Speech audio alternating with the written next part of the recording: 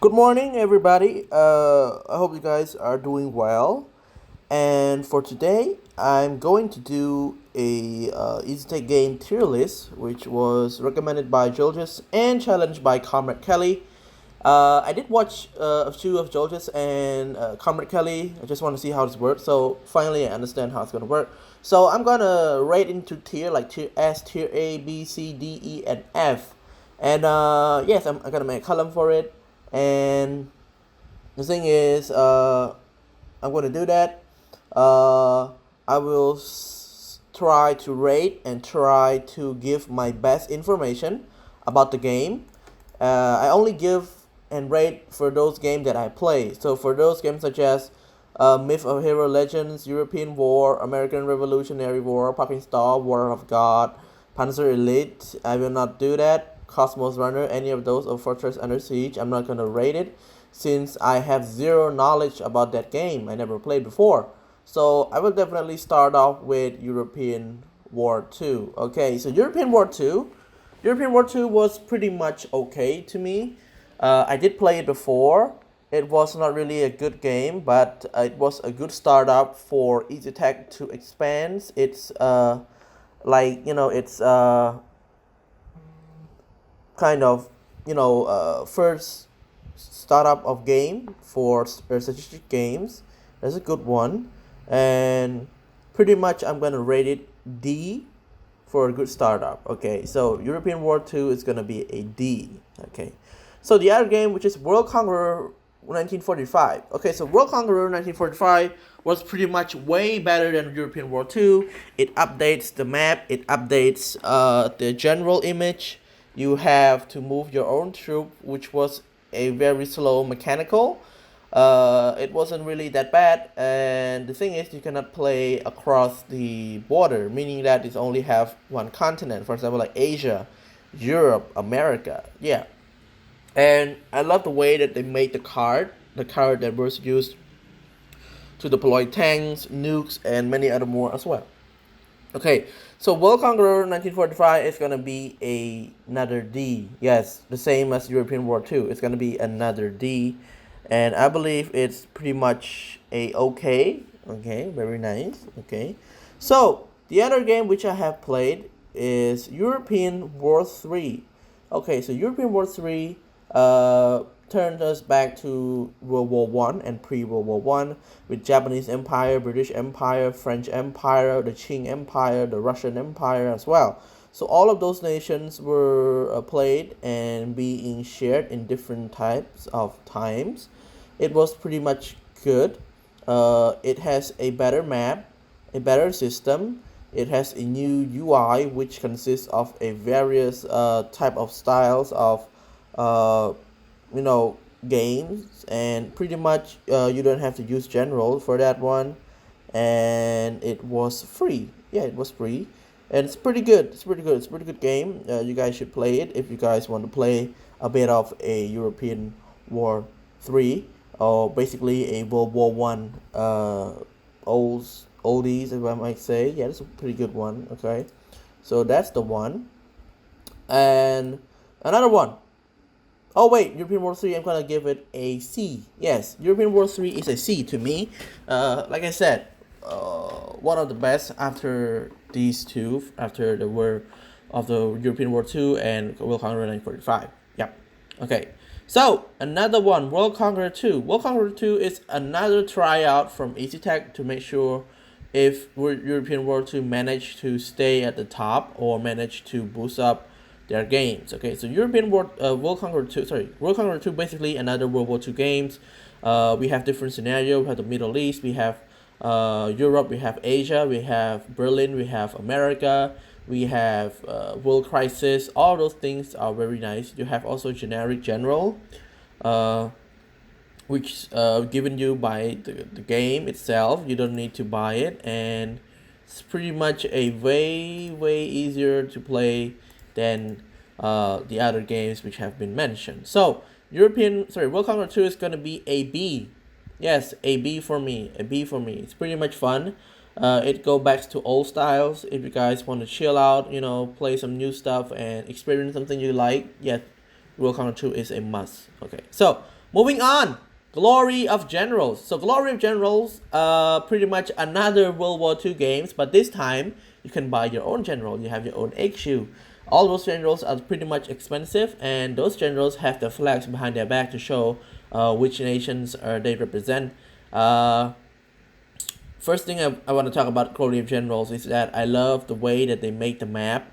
I love the Antarctica scenario in which the Nazis escaped to Antarctica.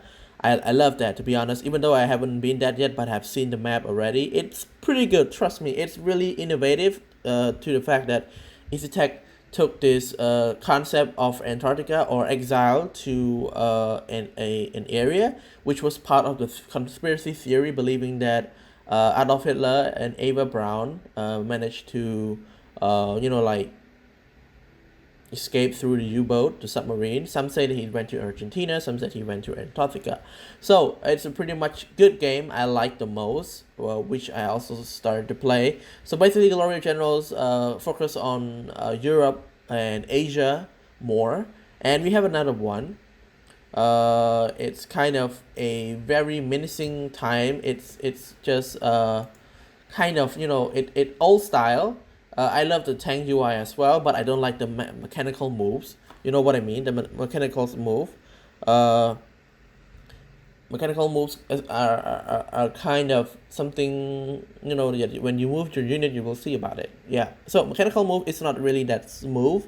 It's a bit laggy. It's a bit ish. It's a bit kind of, still stuck like the old retro game. It doesn't really fit the map terrain as well. I love the map terrain, but I don't like the fact that the units move in that kind of map terrain. At least it shows some different types of movements, different types of like shadows and so many other stuff that were part of the graphic settings, which doesn't really have in Glory of Generals. Okay, so Glory of Generals is gonna be another B. Yes, B.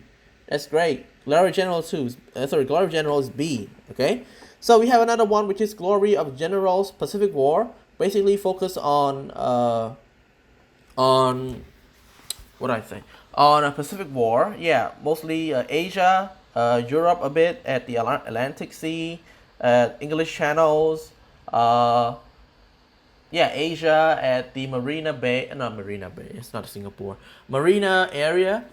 They call it the maritime or marina. Yeah, something like that. Something around Japan, Philippines, and South China Sea. It's a good one. The same as Glory of Generals is another B as well. And they also have another version, which is the HD version, which means that the Easytech emphasized the image quality, the graphic quality inside the game, so you guys can check it out by yourself. Google Play is available. I will link every game in the description if you guys want to support Easytech. Okay, another one, which is European War 4 Napoleon. Damn, those games bring back so many memories. Yes, Glory of General 2 is a... Sorry, not Glory of General 2. European War 4 Napoleon. Yeah, European War 4 Napoleon is another classic games of Easytech in which made a pretty big impact on the gaming community. So European War 4 Napoleon start off and creates the most interesting and helpful community, which is the EFC community, or we call it fully European War 4 bot.net. Yeah, those were the times, those were the day. And why do people love this game so much? Okay, European War 4, it started off with a very suspicious UI user interface inside the game if you guys play it. But when you guys log on into the game itself, you have the French campaign, you have the Holy Roman Empire campaign, you have the Prussian campaign, you have the Russian campaign, you have the Spanish campaign, you have the French, you have the Americans, you have the Canadian. You don't have the Canadian. Only Americans. You have the Ottoman campaign as well. Most people love it because, first of all, it was really nostalgic. The quality of the map is accurate. The color of the map is really colorful, but it still have the border gore, meaning that if you move, there will be a border showing your movements. And one of the most interesting is the quality of the games. I remember that once I broke the rule of the game when I played the campaign in Napoleon. It's called Scorched Earth. So Scorched Earth is a scenario where the Russian destroy all the farm, meaning that we cannot have any supply. So when I move my troop into central Russia, I start to lose all my troops. Why? Because I did not catch up with the supply route, and I lost all my farm, and it was already winter. So that triggers a very interesting gameplay for me, meaning that European War 4 isn't just a normal game, it's also require a very understanding and really knowledgeable of war, and also strategic area, and also terrain movement, which was really fun actually. So European Warfare also consists of a very unique system of giving generals and also equipping your own equipment, such as tools, such as zabras, such as swords or guns. And European War 4 managed to get to the highest after World Conqueror 3. So European War 4 Napoleon was pretty much a really good game, and I'm gonna give it a S. Yes, European War 4 is an S. Yes, you guys should try it out. I'm not trying to bullshit here. It's true. Try it out. European War 4 was the first game that I ever played on Easytech game, and then I tried to test the other game as well. When I finally believed that European War 4 is the best of the best, and it always be, and it's way better than most of the new games developed by Easytech. So European War 4 Napoleon is an S. Yes, an S. Okay, moving on to another one, which is Three Kingdom Conqueror. Three Kingdom Conqueror embodiments of a three kingdom areas of the kingdom of Wu, Shu, and Wei, which I have already talked about it in Total War Three Kingdom. So Three Kingdom Conqueror pretty much kind of a Clash of Clans style. I hate the fact that Easytech did that. I don't know why, but I love the general portraits invented by Easytech. So they put so much effort on inventing an image, kind of a what I say that portraits, terrain, new mechanics such as archer, cavalry, besieging equipment such as what had Trochabat, Onaga, a railgun, and a flame. Yeah, dope as fuck. Yeah, they also have two systems, which is for normal difficulties and hard difficulties, and it covers all. It also has some Easter egg concerning the Roman Empire, in which I haven't yet been there yet, but I will try my best. And yeah, so how do I rate that one? Three Kingdom Conqueror, I'm gonna give it another C. Yes, it's pretty much a gym. This game is a gym. Trust me, it's really fun. But you guys will have to hate the Clash of Clans style, that you have to build your own troops, you have to build your own generals, you have to equip your own generals, you have to do many other stuff in which you guys doesn't really want to. Yeah, so Three Kingdom Conquerors is C for me. And to the biggest game of all time, released in 2015 on the 2nd of May, which is World Conqueror 3. World Conqueror 3 is a huge accomplishment by Easytech. World Conqueror 3 is another revolutionized World War II game styles, which consists of World War II, Cold War, and the Modern War. Okay, so World Conqueror 3 has a German campaign, have a Russian campaign, Americans and Japanese. Sadly, there's no Chinese campaign. I don't know why they didn't make that. They should make one of it. They also have a very cool Cold War scenario, which is way cooler than World Conqueror 4. I also love that they add aliens, because in World Conqueror 3 only super heavy tanks and artillery managed to take down aliens, and I love it. I love the way that they made it. I love the general. They add so many general, man. Hermann Goering even there. We have so many generals back then, but World Conqueror 3 still did not manage to put a damn thing to fix the border gore. So I'm gonna give it a A. Yeah, an A. An A is good for World Conqueror 3.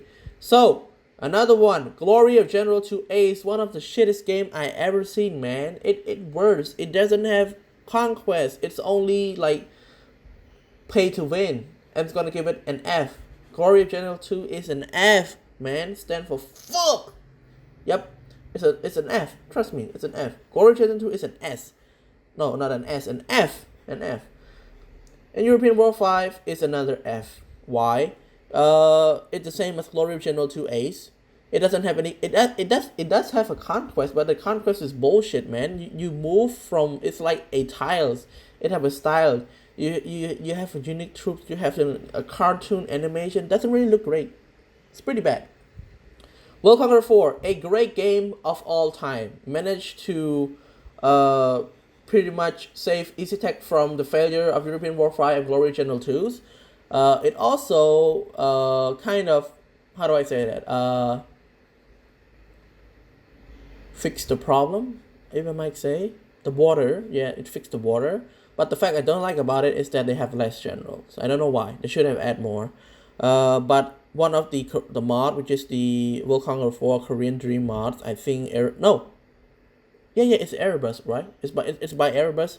I think he managed to release our general. It got like 60, almost 200 generals. Yeah, that's a lot. Only mod has that. And another one. Which one I want to say? For the campaigns, I love the way that Easytech put on with the mysterious force instead of alien.